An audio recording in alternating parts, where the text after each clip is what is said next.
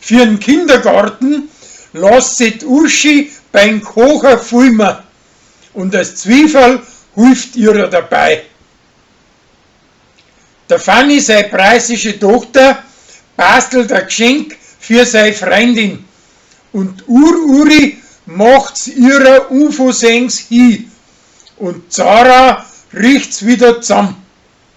Dabei mag aber die Freundin das Geschenk nicht. Das Bärle wett mit der Kathi, dass die keinen halben Tag nicht als Lacher zurückhalten kann. Und versucht alles Mögliche, aber erst, wie er einen anruft, der wo gemeiner Rammler heißt, zerreißt es und er hat die Wett gewonnen. Der Fanny, sein preußischer Stiefsohn, krampft von ihr einen Schlüssel für seinen Karren und holt damit seine neue Gespuse an.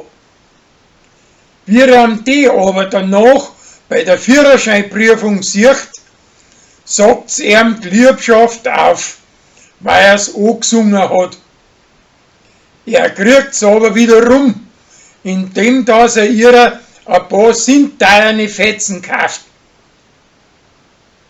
Der Rolli möchte, dass sein Alte wieder rolliger wird und versucht's mit Blärmen und mit Kuchenbacher, aber die zirkt nicht und meint, er hat ein schlechtes Gewissen. Die Landweiber haben Kranzeln geflecht zum Verkaufen für die Kirche, aber der Erika seine Gassen haben's hübsch angefressen, dass nix mehr gleich schauen. Sie möchten's wieder aufbessern, aber das bringt nix.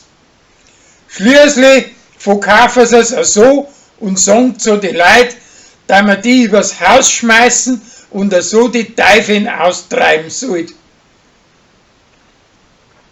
Der Bayerkoferer Bürgermeister stopft mit der Rosi und möchte mit seinem Baugeschäft und mit dem Landrat zusammen die Waldhütten anreißen und dafür ein Schützenheim und einen Schießstand hinbauen. An Sascha gefällt das alles gar nicht extra, aber der hat nichts zu bedeuten, weil er ein Hamperer ist.